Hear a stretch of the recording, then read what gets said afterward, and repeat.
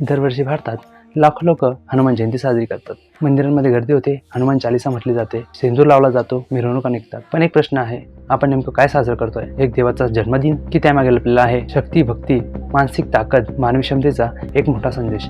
आणि सगळ्यात मोठा प्रश्न, हनुमानजी खरंच फक्त पौराणिक पात्र आहेत की आजच्या जनरेशनसाठी ते एक लिव्हिंग माइंडसेट आहेत? आजच्या व्हिडिओमध्ये आपण हनुमान जयंतीकडे फक्त धार्मिक सण म्हणून नाहीत तर इतिहास, पुराण, मानसशास्त्र, समाज आणि आजच्या जीवनाशी जोडून समजून घेणार आहोत. हा व्हिडिओ शेवटपर्यंत बघा, कारण शेवटी तुम्हाला समजेल की हनुमान जयंती फक्त पूजा नाही तर एक माइंडसेट रिसेट आहे. हनुमान जयंती नाव ऐकताच आपल्या डोळ्यांसमोर एक प्रतिमा उभी राहते.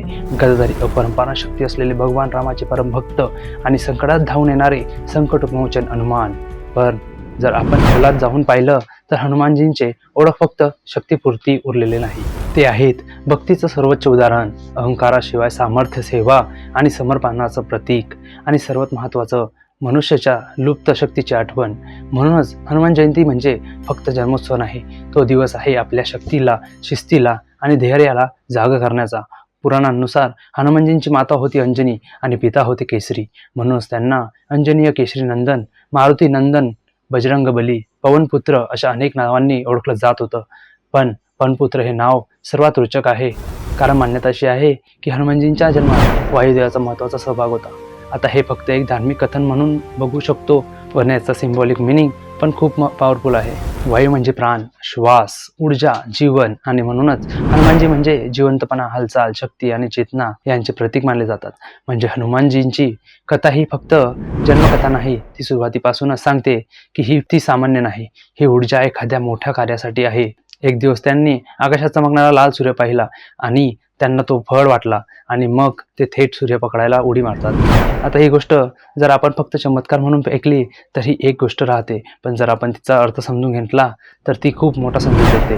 ही कथा सांगते, लहानपणापासूनच हनुमानजींमध्ये भीती नव्हती, त्यांच्यात मर्यादा मोडण्याची वृत्ती होती, आणि सगळ्यात महत्त्वाचं, त्यांना अशक्य वाटणाऱ्या गोष्टीही शक्य वाटत होत्या. आजच्या भाषेत सांगायचं तर Hanuman was born with an impossible mindset. जिथे बाकी लोक सूर्याला दुरून बघतात, तिथे हनुमान म्हणतात मी तिथे पोहोचू शकतो. आणि हीच ती माइंडसेट आहे जी आजच्या जनरेशनमध्ये हरवत चालली आहे. जेव्हा हनुमानजी सूर्याजवळ पोहोचले तेव्हा देवांना भीती वाटली की हे विश्वाचं संतुलन बिघडू शकतं. म्हणून इंद्रदेवांनी त्यांच्यावर वज्रप्रहार केला. त्या प्रहारामुळे त्यांच्या हनुवटीला म्हणजे जबड्याला इजा झाली.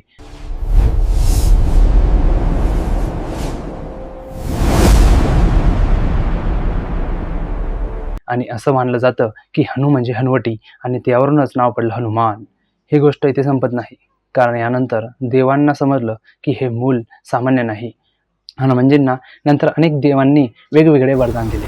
ब्रह्मदेवाकडून संरक्षण, इंद्रदेवाकडून बल, अग्निदेवाकडून अग्निवर मात, सूर्यदेवाकडून ज्ञान, वायुदेवाकडून वेग, शिवतत्वांकडून अद्भुत सामर्थ्य.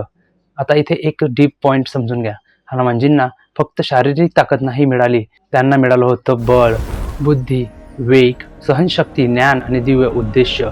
म्हणूनच हनुमानजींची प्रतिमा मसल असलेला देव इतकी साधी नाही, ते आहेत perfect combination of power, intelligence आणि डेवोशन. आणि हॉनेस्टली आजच्या काळात सक्सेससाठी याच गोष्टी लागतात. लोक हनुमानजींना बलवान म्हणतात, पण त्यांच्या आयुष्यातली सर्वात मोठी ओळख बल नाही, त्यांची खरी ओळख आहे राम भक्त. ही एक मोठी गोष्ट आहे, कारण शक्ती असणं वेगळं आणि शक्ती स्वतःसाठी न वापरता योग्य कार्यासाठी वापरणं वेगळं. हनुमानजींनी कधीच स्वतःला केंद्रस्थानी ठेवलं नाही. ते नेहमी म्हणाले, माझं अस्तित्व रामकार्यासाठी. आणि इथेच हनुमानजी बाकी सर्व पात्रांपेक्षा वेगळे ठरतात, कारण त्यांच्यात ताकद होती पण अहंकार नव्हता, त्यांच्यात ज्ञान होतं पण दिखावा नव्हता, त्यांच्यात क्षमता होती पण स्वार्थ नव्हतं. आणि म्हणूनच हनुमानजी एक पॉवर विथ पर्पज यांचे सर्वात मोठे उदाहरण आहेत.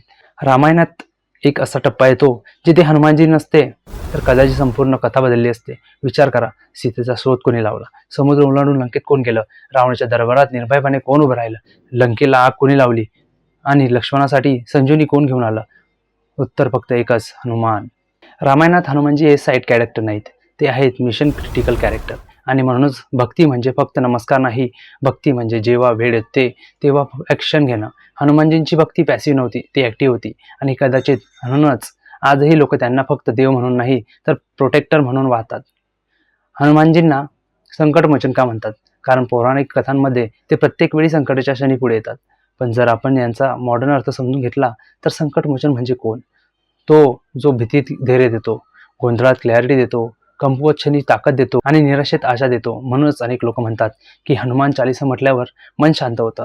धार्मिक दृष्टिकोन वेगळा असू शकतो, पण सायकोलॉजिकल लेवलवर पाहिलं तर repeated prayer creates mental stability, faith reduce prayer, rhythm calms the mind. म्हणूनच हनुमानजींची उपासना फक्त श्रद्धा नाही, तर ती अनेकांसाठी मेंटल स्ट्रेंथ प्रॅक्टिस आहे. हनुमान मंदिरात गेल्यावर तुम्ही एक गोष्ट नक्की पाहिली असेल, हनुमानजींना शेंदूर आणि तेल अर्पण केलं जातं. पण का? यामागे एक प्रसिद्ध कथा सांगितली जाते. एकदा हनुमानजींनी सीतामाईला कपाळावर सिंदूर लावताना पाहिलं. त्यांनी विचारलं, हे का लावता? सीतामाईंनी सांगितलं, भगवान रामाच्या दीर्घायुष्यासाठी. आणि हे ऐकल्यावर हनुमानजींनी विचार केला, जर थोडासा सिंदूर रामासाठी शुभ असेल तर मी पूर्ण शरीरावरच लावतो. Mata, why do you apply this red powder to your forehead? This sindoor ensures a long and prosperous life for Lord Rama.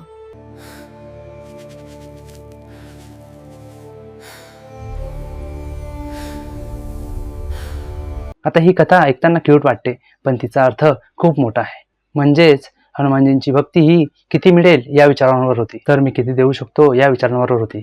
एक इंटरेस्टिंग गोष्ट म्हणजे हनुमान जयंती संपूर्ण भारतात एकाच प्रकारे साजरी होत नाही. काही ठिकाणी मंदिरात अभिषेक होतो, काही ठिकाणी भव्य मिरवणूक निघतात, काही ठिकाणी सुंदरकांड पाठ करतात, काही ठिकाणी व्यायामशाळा, आखाडे, बैठका, तर काही ठिकाणी भजन, कीर्तन आणि महाप्रसाद. महाराष्ट्रात हनुमानजींना फक्त भक्तीशी नाही, तर शौर्य, व्यायाम, ताकद आणि शिस्त यांच्याशीही जोडलं जातं. म्हणून गावोगावी मारुती मंदिर हे फक्त मंदिर नसतं, ते अनेकदा गावांच्या सामूहिक ऊर्जेचं केंद्र असतं.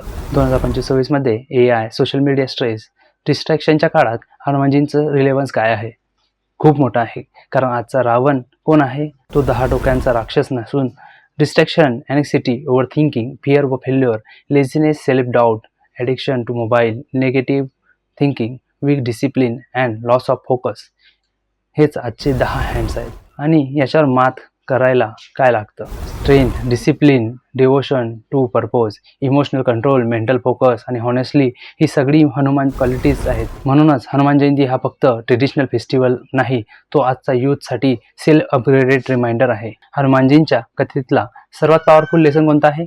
तो म्हणजे आपल्यातली शक्ती आपल्यालाच अनेकदा माहीत नसते. रामायणात एक प्रसंग येतो जिथे हनुमानजींना स्वतःची शक्ती विसरलेली असते आणि जांबुवंत त्यांना ती आठवण करून देतात. हे हनुमाना, तुझ्या आंतरिक शक्तीला जागृत कर.